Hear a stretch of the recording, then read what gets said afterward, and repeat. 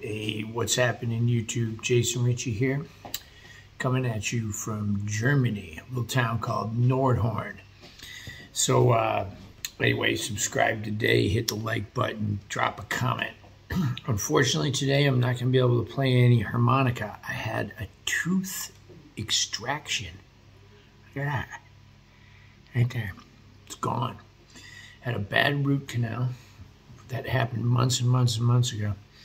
And it didn't work, and then it got infected while I was out here on the road, and I had to get a tooth extraction here in Germany, and the instructions are that I can't play for a few days, and my gig isn't until Saturday. So I was racking my brain of like, well, what do I do for Free Friday if I can't play harmonica? Well, it's not the first time that I haven't been able to play harmonica. I've been sick a couple of times, and then I had that root canal thing. So look, I've gone over a lot of the subjects, but I did think of one, and it has to do with thinking. It has to do with thinking about music. So I remember when I was young, I was like, geez, I was maybe 17 or 18 years old. I took a bus to go out to college, and from Maine to Idaho, a Greyhound bus. And I brought me a book. It was the Miles Davis autobiography called Miles. And I remember reading in that book, and Miles used to talk about thinking about music. And I used to wonder, well, what does he mean by thinking about music? And, you know, shucks, all these years later, I really know what it means. And so I got to talk to you about it. All this stuff that I go over with you guys about scales and scale degrees and the notes that are in chords and stuff, right? Like I said in my last video, it's basic mathematics. It's not even really, there's a little algebra that you can get into, but it's really just almost like shapes that you can create in your brain. And you can access this information and actually run scales and try things in your mind that you don't even need a harmonica to do. Now look, most of you know that I did some jail time a couple of times. Like one time I did a year and a day, and another time I did almost a year. And then there were a few other times where I did, you know, less time than that. Okay. But thankfully I didn't do too much. But listen, check this out. The second time that I went in, I knew a little bit of this stuff. The first time I went in, I couldn't do anything but sing. And even that got me in trouble, right? The second time I went in, I was a little older. I was in my 40s. And I thought a lot about music. And I would run these little scale exercises in my head. Scale exercises I had never even done on harmonica. Now, you can write them down, too. I'm going to tell you a couple of stories here, okay? So, I'll tell you the first time I came onto this stuff. There was a Howard Levy instructional video. It came out on VHS. I was about 24 years old when I got a hold of it. And in the video, he was teaching almost the same thing that I taught last week with the arpeggios of going from the second note of the arpeggio to the first, the third to the second, the fourth to the third. But he was doing it with a scale. Now, I have a lot of different videos on that same subject of scale exercises. But the first time I heard it, it sounded really cool. Da do dee do da do dee do dee do da do do da do do do do do do da do do do do do do do do do do. And I wanted to do it, but I didn't want to do the work. I mean, I didn't want to think about it. So I'm watching Howard, and he's teaching this video, and it came with a little booklet. The video came with a booklet, and I thought, oh, cool. It'll be in the booklet, and sure enough, there it was. But he only put the first few notes, do do do do do do, And then the rest were blanks. And he wrote, "You fill in these yourself." And I got really angry because I wanted it handed to me. Remember in the last video that I made last week where I talked about Ronnie Shellis talking about not handing you guys tab? That's a thing, right? It's a thing because it made me think about it. Now look, I didn't think about it at the time. I got mad and I turned the video off and I said, I'm not going to do it. And then years later, I got this job. And I was working as a clinician in a indigent treatment center for homeless people. And it was a detox. And my only job was to stay up all night and make sure that nobody died. Like nobody went into fatal withdrawal symptoms, DTs, choked on their own vomit like Jimi Hendrix, slipped and fell, had a seizure, right? So I couldn't wear headphones, couldn't listen to the radio because that could keep people up. So the only thing I could do was either read or write. So I got me a notebook and I started writing out scales, just writing them out, like two draw, 3 draw double bend, 3 draw, 4 blow, 4 draw, 5 blow, 5 overblow, 6 blow, major scale, right? And then I started thinking about that video. And it was like 3 in the morning, and I thought, what if I started on the second note, 3 double bend, went down to 2 draw, and then the third note is 3 draw, and then go to 3 double bend, 4 blow, and then the 3 draw, 4 draw, and then the 4 blow, 5 blow to 4 draw, 5 overblow, 5 blow, 6 blow, 5 overblow.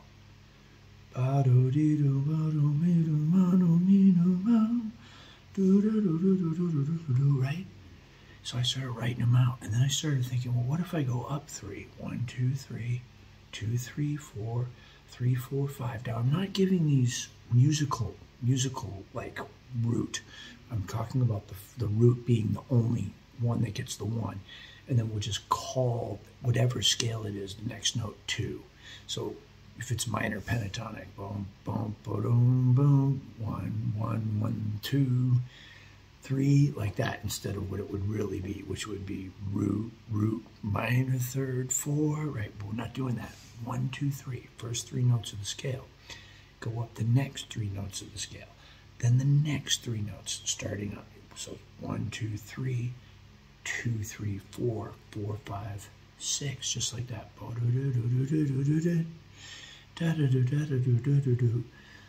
Up 3, down 2.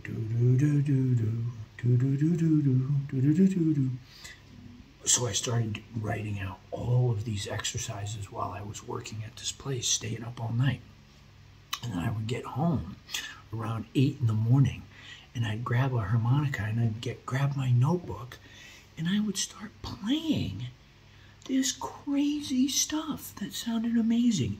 And it sounded like all these songs that I had heard before, like, you know, not just like blues and stuff, but like classical music and everything. On Allman Brothers and blues and jazz and all this stuff.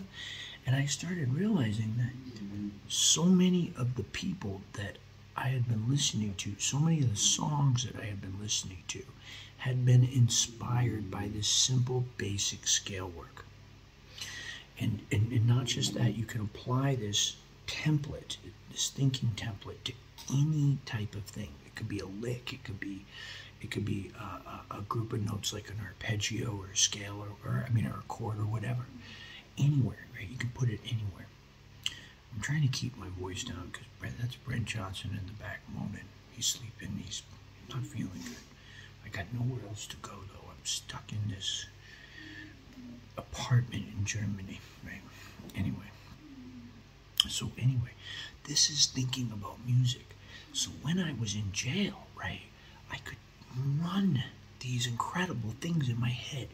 And like a lot of the time when I'm on these long plane rides to gigs, like over here, it was like 12, 13-hour flight, right?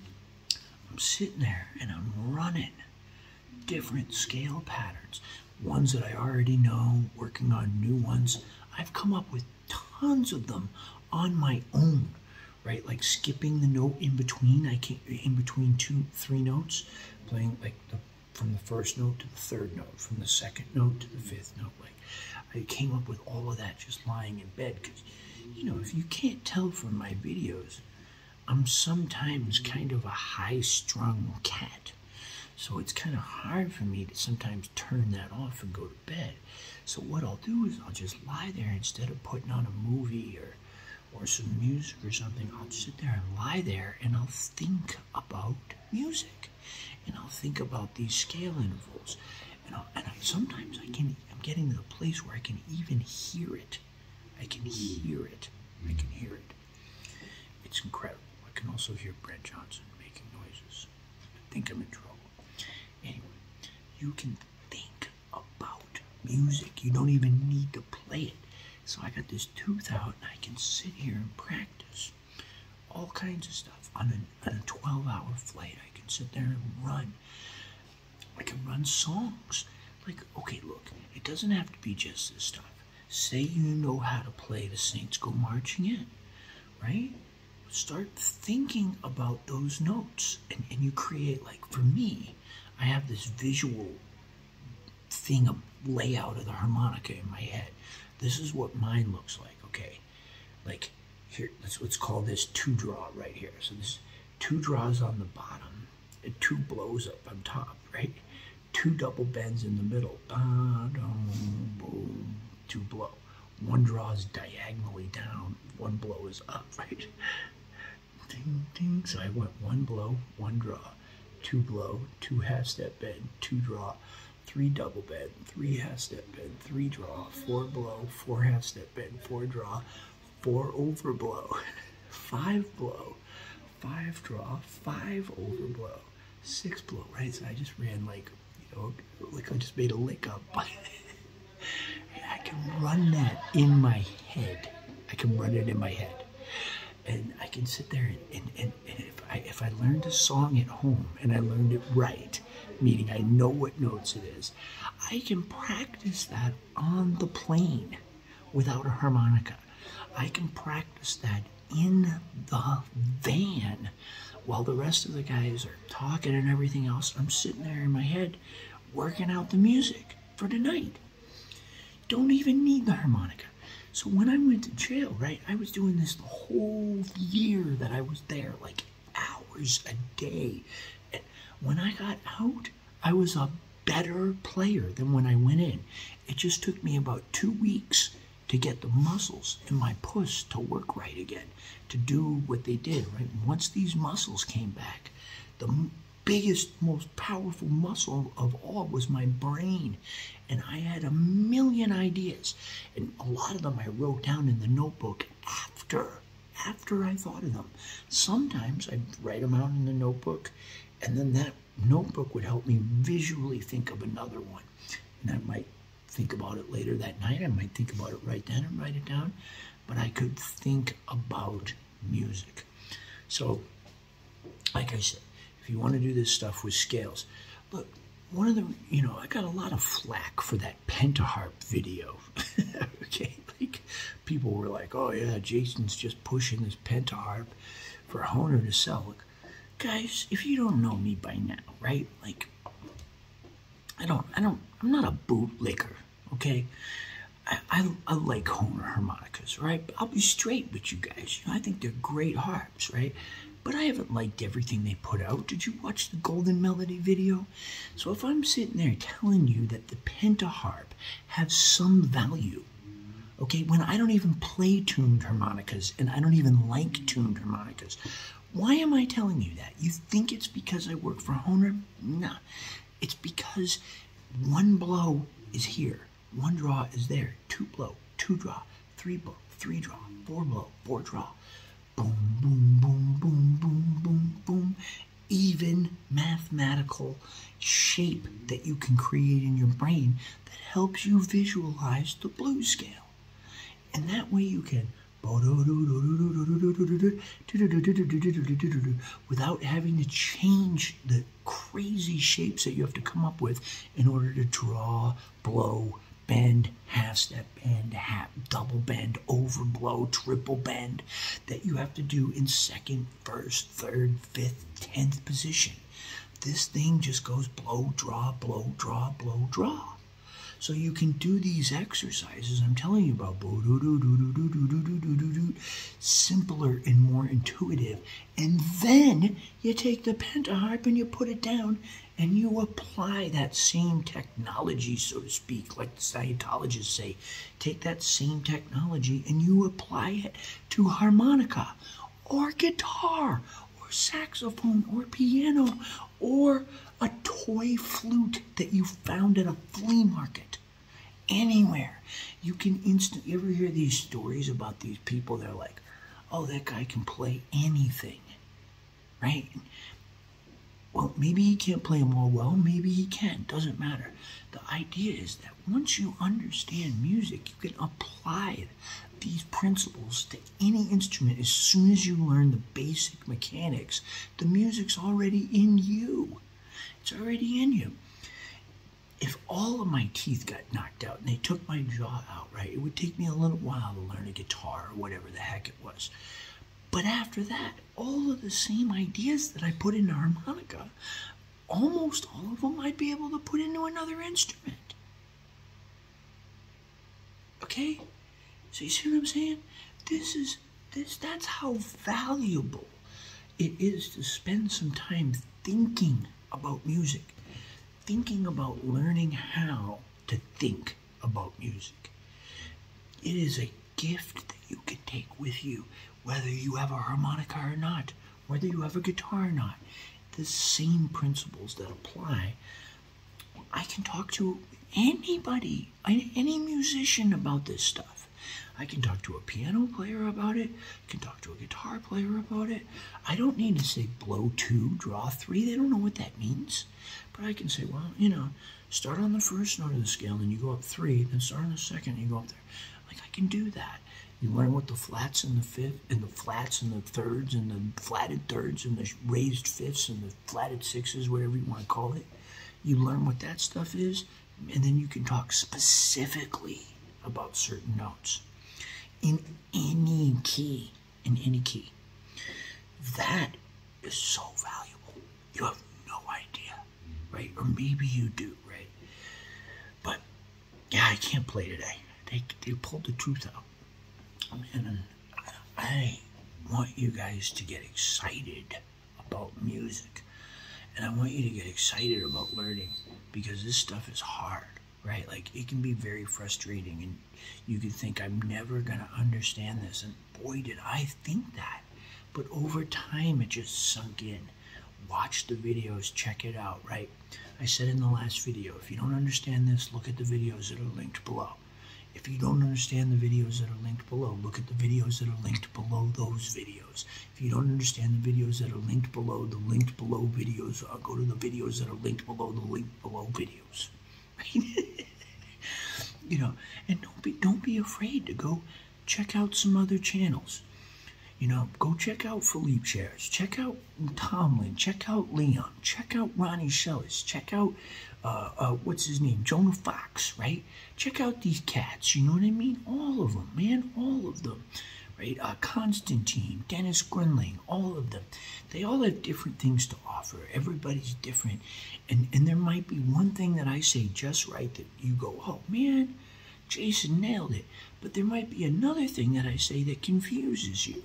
And then you go over and you hear a month, 2 months, 6 months, 5 years later, you hear Ronnie Shellis say something, and you go, oh, my God, I get it. That's what Jason was talking about, but I like the way Ronnie said it. I related to that better. That's what it is. That's what it is. You know.